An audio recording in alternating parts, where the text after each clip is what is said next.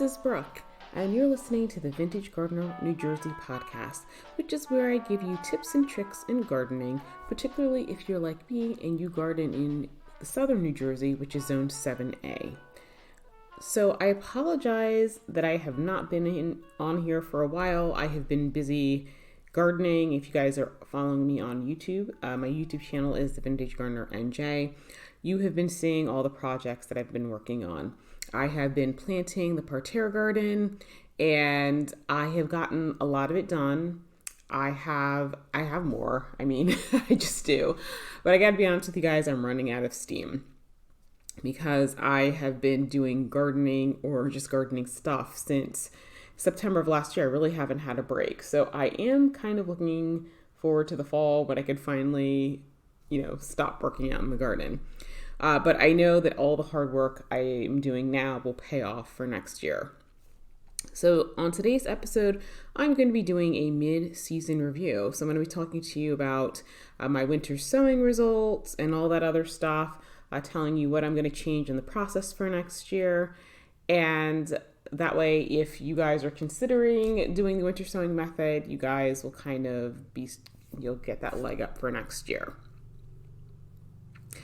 Okay, so first things first, let's talk about the soil. So if you guys remember from one of my YouTube videos, I told you guys that I was going to be doing some soil comparisons. I was going to be testing head-to-head various brands of soil. So I used Espoma, I used Bumper Crop, I used Happy Frog. I think it was the Happy Frog mix yeah, it was one brand of the Happy. It was either Happy Frog or like the Fox brand. All I know is that it was brightly colored. I think it was the Happy Frog. And then I did this brand called Twin Oaks, which is a professional mix that I got from Haynes Garden Center. And I got, I think it was called Frey. It's in a purple and white bag. And then I did Pro Mix BX. Okay, so first things first, I repeat, do not use Espoma potting soil. I had used Espoma before in just like potted plants, and I did notice that they tended to dry out, but because I wasn't really doing a head-to-head comparison, I didn't really pick up on it. On top of that, I was wearing gloves, especially when I'm outside. I always tend to wear gloves, so I really wasn't feeling the consistency of it. But when I was doing winter sowing, I was wearing a pair of kitchen gloves, so they were very, very thin, so I could feel consistency. And quite frankly, it felt horrible. It just had a lot of bark and twigs in it, and yeah, so I just didn't like the way it felt, and quite frankly, it did not perform well. The Espoma does not retain moisture enough. Quite frankly, even as a potting mix for outdoor plants, I just don't like it. I just don't like the Espoma. There were a number of plants that I started in the Espoma. I got really poor germination, or I got no germination at all. For example, I did not get any of my Pacific giant delphiniums. And there was another type of delphinium I had. There's two different types of delphinium I grew, and I just didn't get any. And the ones that I did get, the germination was very, very spotty. And so, but the thing is, when I looked at those cups, they were super dry, and I always had to add additional moisture. The only thing that Sorry about that. I'm starting early in the morning. I didn't realize my alarm clock was going off. The only thing I would say that actually germinated really well in that was the blue and breezy flax that I grew. That did absolutely amazing in there. But overall, I would never use Espoma again. Bumper Crop, the Happy Frog or the Fox brand, whichever one it was, the Twin Oaks and Frey all worked, I think, equally well. It's just a matter of economics. The Twin Oaks brand that I got came in almost like a 3 cubic foot bale. So, and I think they charged me like $16.99. So cost wise, that was I think probably one of the most it was definitely one of the most economical brands. And like I said, it worked well. But hands down, my favorite is the Pro Mix BX. I bought that because I was doing chrysanthemums, and it has a decent, it holds moisture. It's not too much, not too little. It's just right. The thing I liked about the Pro Mix BX is that it's got mycorrhizal fungi in it.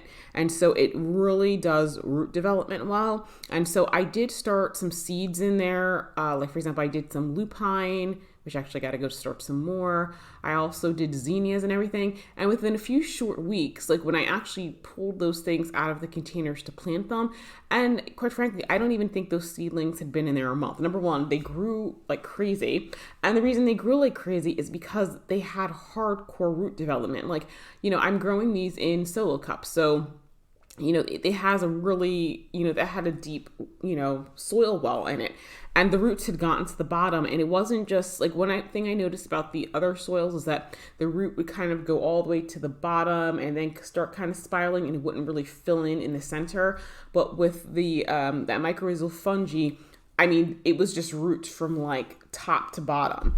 And so next year, I will definitely only be using the Pro Mix BX blend because I really, really like it.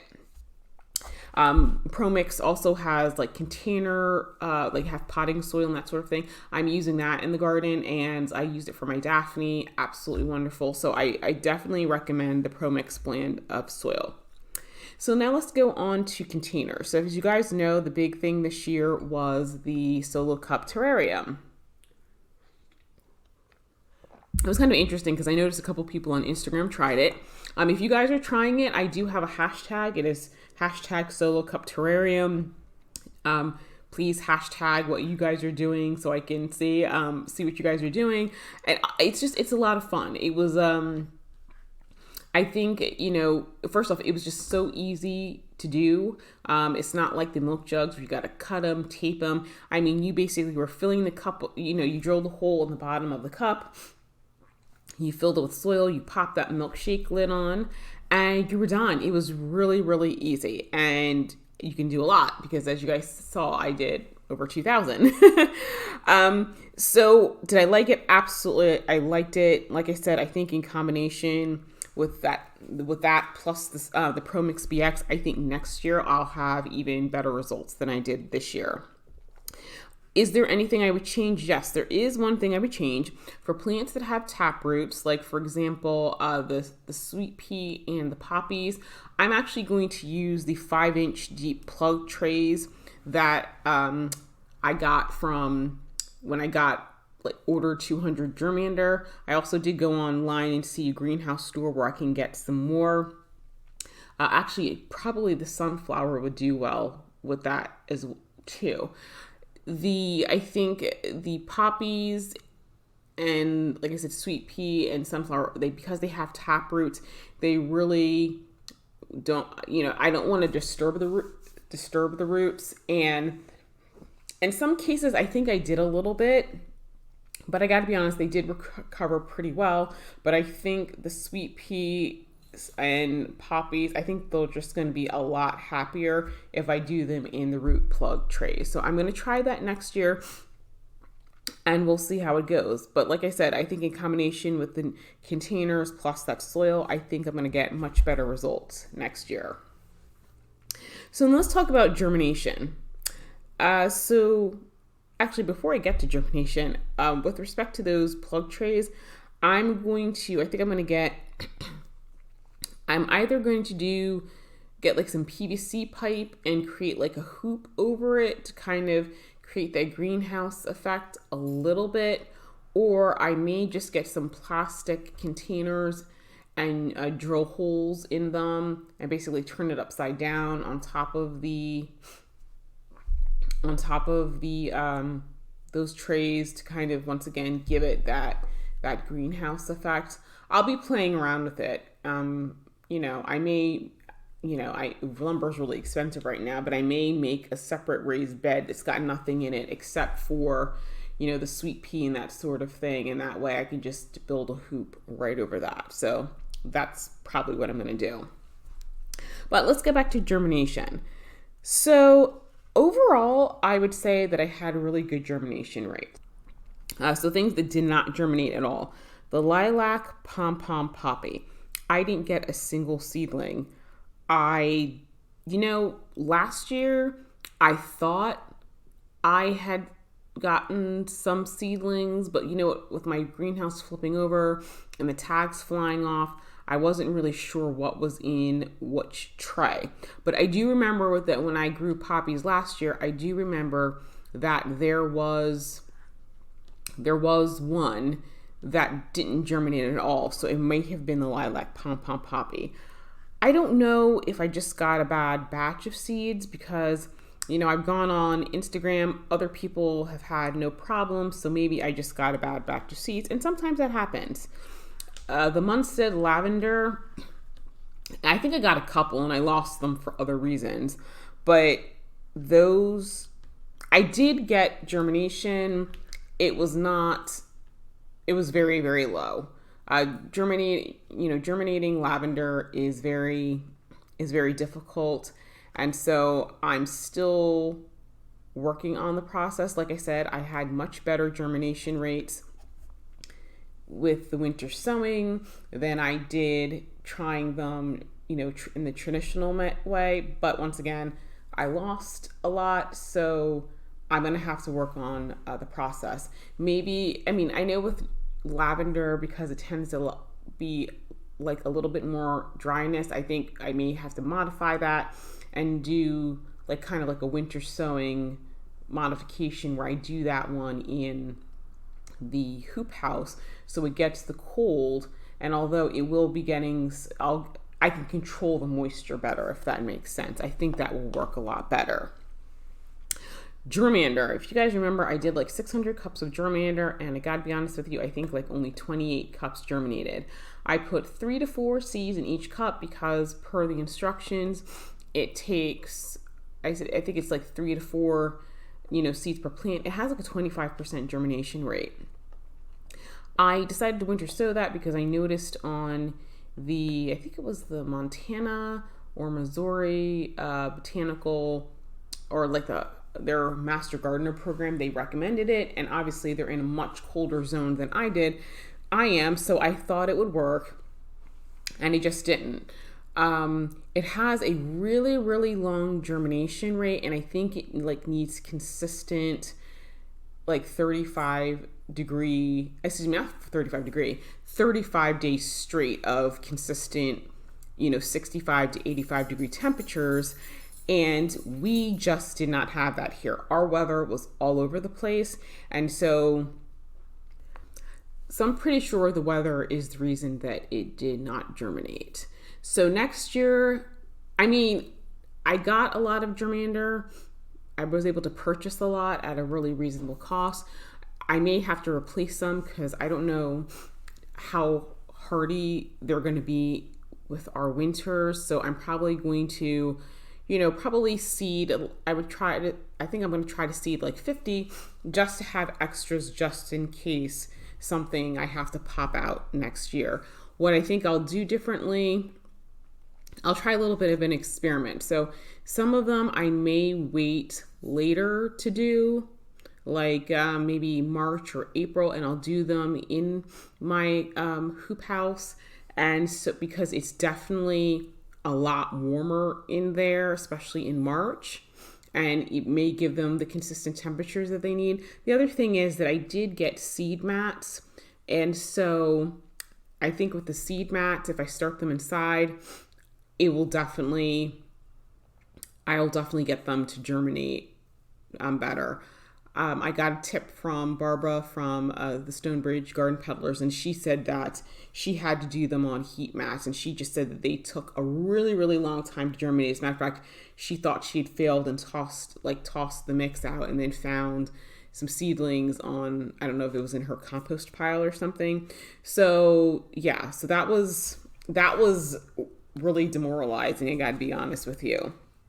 The snapdragons. I started some day and night snapdragons. They were supposed to go in the red section. They germinated, but they never really, they just wouldn't grow. they just kind of, it's like they got to a certain point and they just stopped.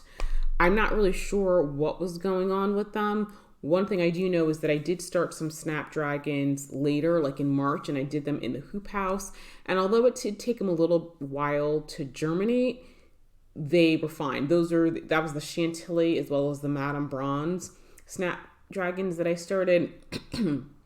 So I think with snapdragons, that's one of those plants I need to start a little bit later to have better success. So it's just, that's the thing with winter sowing, is that sometimes you don't have to necessarily do it in the dead of winter, like in January, February. Some things you could start a little bit later. For example, nasturtiums.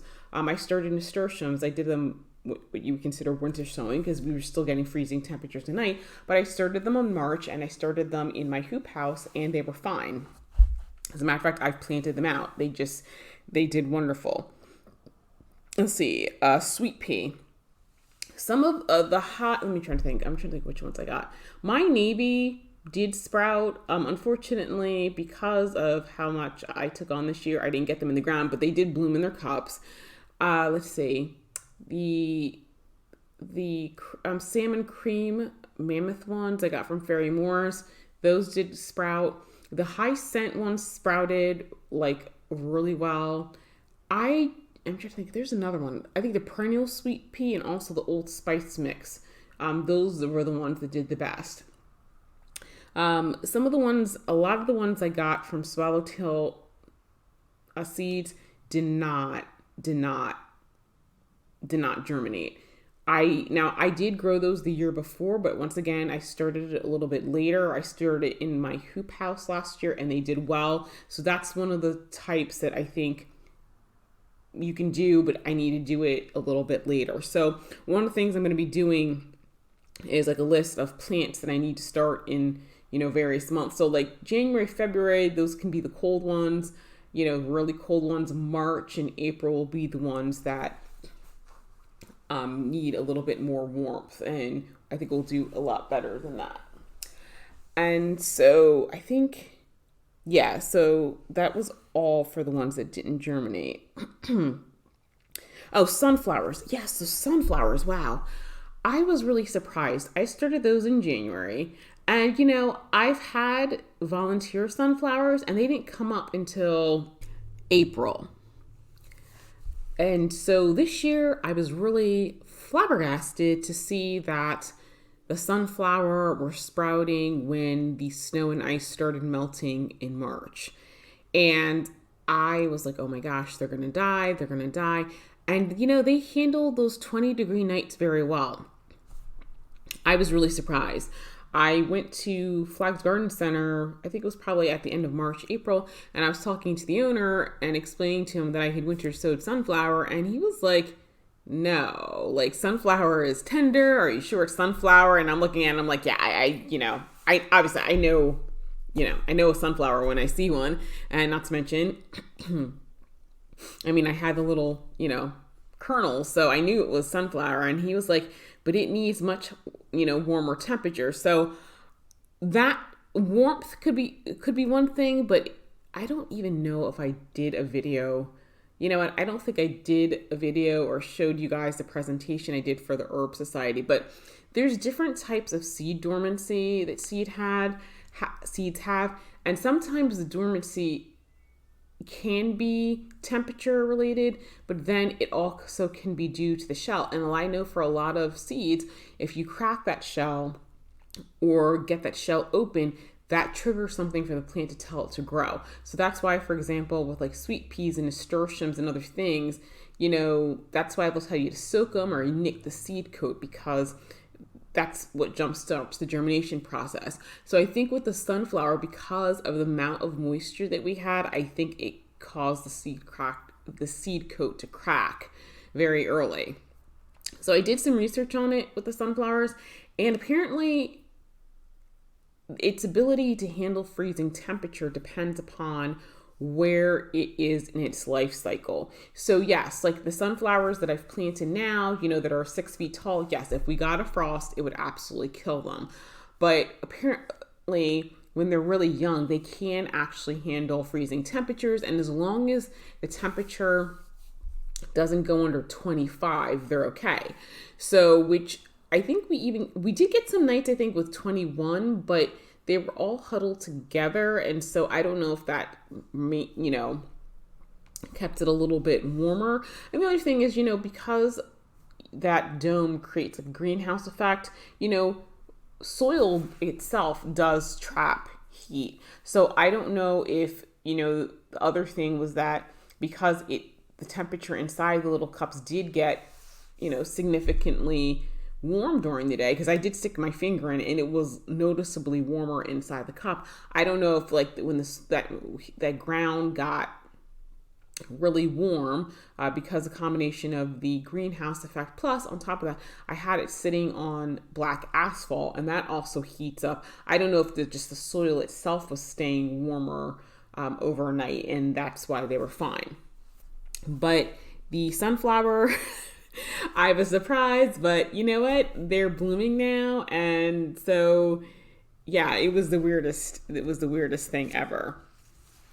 So I may start some sunflower earlier on, but I probably will wait till March for that, because the other thing was that with them sprouting as early as what they did is that I did put them in the ground, but especially the yellow ones more so than the red ones, because the red ones I got in the ground much earlier. But the yellow ones, their growth was definitely stunted. I mean, when I put them in, they were probably like a foot, and I wasn't anticipating that they were going to grow much. They've probably grown 2 feet. So they're about maybe 4 feet now, which I know that they would, if I had started them later and they hadn't been in their cup so long, I think they probably would have gotten 5 to 6 feet like they should. So I think I would definitely start it a little later, just so that when I'm ready to plant out, they won't have been in their cups as long. Another thing that I'm going to change is that I had seed starting trays, but they don't have holes in them, so every time it snowed or rained, I had to keep dumping them out, and I don't want the seedlings in not quite that much moisture. So I'm going to get some mesh trays. So when I've been going to the garden centers lately and they've been giving me, my plants in trays, I'm keeping the mesh trays. I did find somewhere where I can order some more mesh trays, and that'll number one, it'll give me the flexibility to move the cups around without doing them individually. But once again, I don't have to worry about the cups sitting in water, because that's definitely not good. So then let's talk about the planting out process. So first off, I'm happy to report that I did not lose any seedlings to, flipping over issues. I did lose seedlings because I did plant a lot, but I did lose a lot. But because, I started with over 2,000, even though I lost, I don't even know how many I lost. I really did lose. Well, I take it back, because some things didn't germinate. So I did lose a lot. I would say probably I lost about a quarter of what I had, but because I started with so many, it wasn't as noticeable. But one thing I definitely have to change for next year is planting things out earlier. This year, I was terrified to start putting things in the ground early because our temperatures were not stabilizing. It was like super cold, and then it was just back and forth and back and forth. And especially after I had done so much work in growing things, I was terrified that I would put things out and then, we'd get a freeze and then I'd lose everything. So I probably waited a little longer than I should have. I mean, the whole point with winter sowing is that these are, cold hardy annuals. They can take the cool weather. And the thing is, I did get some cold weather damage, because even the poppies, like their leaves were off colored because of the cold.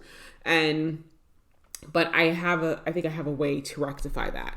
So if I do winter sowing, which I am going to do it next year, if we get snow or whatnot, when things start sprouting in March, I'm going to start planting things at the end of March. And so like the poppies, the sweet peas, those are things I'm going to be getting out right away. And as a matter of fact, I'm going to, once again, I'm going to do a calendar. So I'm going to start planting, saying which cold hardy things need to be planted sooner rather than later. And so I think number one, because they're in the ground keeps the warmth much better than, having stuff like in a container outside. I think that will help with any cold damage, and it'll help them get established earlier. So what I'm going to do for next year is I'm going to get some PVC pipe, and I'm also going to get some like landscape, like those wood stakes. You can get them in Lowe's. They sell them in boxes. They come in like 3 feet. I'm trying to think, do they have 4 feet? I don't think they have 4 feet, but they're like 3 feet, 2 feet, and 1 foot. So what I'm going to do is I'm going to basically pound the stakes into the ground, and I'm going to get like 1/2 inch PVC pipe that's 10 feet. And I'm just going to create hoops and I'm going to anchor, like drill a hole through the PVC pipe into, the wood and do it that way. And that way I can, once I have the hoops, I'm going to be putting frost cloth over top of everything. I did use some frost cloth in the hoop house with things. It worked very well because we got freezing temperatures, and I covered my dahlias, which had already started sprouting and didn't have any frost damage on the dahlias at all. And dahlias, granted, dahlias can handle a killing frost, which is 28 degrees. And I think we did get a killing frost, but the dahlias were fine. So I think if I do that over their beds with the frost cloth, and I'll basically can staple the frost cloth to the hoop, to the stake. I can leave it that way because with the frost cloth, it allows water, the sunlight still penetrates it. So basically it'll create kind of like a greenhouse effect without it actually being in a greenhouse. And the frost cloth will protect the plants down to, I think down to 8 degrees with one type and 6 degrees to another. So, and our temperatures usually don't get that low. So I think they're going to be fine. So like I said, with the winter sowing, my goal is to start planting things at the end of March, the beginning of April. Things like poppies, like with poppies, you really want to have them all in the ground, around tax day. Really should be the latest you're getting stuff in. The earlier, the better with the poppies. I can definitely tell, with the poppies, the ones that I planted earlier in the red section, because they were humongous. They were absolutely humongous. The ones that I planted in the same red ones that I planted in the driveway beds just did not do as well because of how our temperatures jumped. The other thing that I noticed is that with poppies, it seems like you can kind of succession plant them. So I did start some poppies in January and February, and then I started another batch of poppies in March, like mid-March actually, when I got the Angels Choir poppies.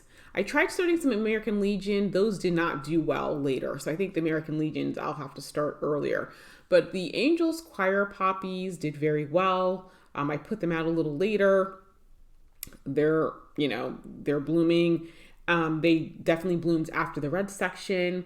And so what I'm going to try with the poppies is, because apparently I saw on some packs you can start them as late as April. I think what I'm going to do is I'll do some in January and February. I'll do another batch in March. And in January and February, I'll put some in a freezer bag, to do a cold stratification in the refrigerator. And then come April, I'll pull them out and plant them up, because I did put some Lauren's Great Magic in the ground recently, and they're small and they're more in a shade section, but they're starting to put on growth. So I'll probably get a later succession. So what? It's all about experimentation, because if I can kind of stagger plant the poppies and, just stagger plant the poppies and get blooms periodically through the summer, then it it's worth it because I really, really love them. I think those are probably my new favorite plant. So I'm trying to think. I think this year I was definitely ambitious with the amount that I was trying to get done. And I definitely did not make my goal, which is planting up the entire parterre garden by July 1st. I'm still working on it. But July is typically the hottest month in New Jersey. So I'm going to finish the outer flower beds because I only have the blue section and the white section left. And then after that, with the interior sections, I'm probably going to do some hardscaping, but I have vegetables. So I think what I'm going to do is just plant the vegetables that I have in those center sections. I'm also going to start some more perennial seeds. Like I'm going to start more hollyhock and lupine and some other things. And basically in fall, I'll plant those out. Obviously, I'm going to be using the Pro Mix BX mix. So they get that really good root development and go from there. But like I said, I'm looking forward to fall when I can just kind of take, finally step back from everything that I've been doing because it's, I pretty much started gardening of March of 2020 and I pretty much have not stopped doing stuff in the garden. So I'm getting a little worn out. I'm really happy with the irrigation system that I have. The faucet timers are working out very well. I'm actually, now that certain sections like the red section and the orange section, even the yellow sections, the yellow and first green sections are well established, I think I can dial back on the watering and do them once every 3 days. And I'll check, like I said, July is the hottest month. And if the plants aren't wilting during the heat, then I can leave it that way. I don't want my perennials because I'm trying to get, I really want my garden to be a perennial garden. I don't get me wrong, it's not that I won't plant annuals, but I want the majority of the plants in there to be perennials, and then I'm planting, annuals around them. With perennials, if you water them like every day, they will not develop a deep root system. So you may have to water them initially first to get them established, but once they get established, it needs to be a little less frequent. So I'm now ready to go to once every 3 days and see how they work. If they're doing well, then, maybe I can space it out a little bit more, maybe once every 4 days. I don't think I'm going to get away with doing it once a week, but once every 3 to 4 days may be doable. And of course, if we get rain, the timers go into time delay and kick this entire thing back. So that way it's not, I'm not overwatering the plants. Because like I said, I want everything to develop a really deep root system, because once that happens, then in years to come, maybe I can get away with doing it once every 4, to 5 days. Because I do want to be conscious of the water that I am expending. I just don't want to be. I have a well, so it's not like I'm paying, but I just don't want to be wasting water, and I want my plants to be as self-sufficient as they can. The other thing is that if I'm watering less frequently, it's going to keep the weeds down, because weeds are like any other plant. They need water, but if they're not getting water but once every 4 days, it's going to be a little bit harder for them to grow. So so that's where we are. Like I said, I'm really pleased with how everything went. Things didn't germinate. I did lose some, but all in all, I still had a lot left over. If everything had, I'm going to run out of plants. I have enough to finish, and I have a little bit of extras. I don't have enough to fill in the middle sections or the flower or the beds flanking the driveways like I wanted to. But like I said, I can always start seeds. There have been a couple of new garden centers that I found, like for example, Pope's Garden Center, which is down in, I think, Waterford. They have perennials, 3 for $12. They're small, they're great. I've gotten some from there. I've been working my connections. Like for example, with the Hardy Plant Society, I got some free plants there. So wherever I can get a free plant, I am definitely getting free plants. And so, but the beds flanking the driveway, I've decided that I'm going to go with the colors white, pink, red, and purples. That's going to be the colors in there. And so I'm going to pack it out. Like I said, I'm going to be starting some perennial seedlings because next year I want that to come in with with a vengeance. And, I want it to be pretty glorious. So anyway, guys, I don't want to keep you guys too long. I mean, I know you guys are probably listening to this while you're driving or whatnot, but that's pretty much it for the mid-year review. So since I did a mid-year review, that just occurred to me that that's a good topic for the next call-in show, which is I want to hear about how you're doing thus far in your growing season. Is it going well? Is it going not well? Any interesting problems or anything that's come up this season that you were not anticipating? So I think I'm going to do the call-in show for, let's go with July 23rd, which is a Friday. We'll start it at 8 o'clock as before. And yes, so the call-in show topic will be tell me about your mid-season review, what's working, what's not working, any pest issues that you've been having, any fungal issues you've been having, and, what you've done about it. So, guys, thank you so much for listening. I do appreciate it. I will see you guys, or you guys will hear me in the next podcast. I am uploading videos for the next couple weeks. I'm going to be uploading a little bit more frequently to try to clear out my backlog, because if I stick to a once a week schedule, come October, you'll still be, in July, which obviously is not time appropriate. So enjoy watching that. And I will see you guys on July 23rd at 8 p.m. Bye.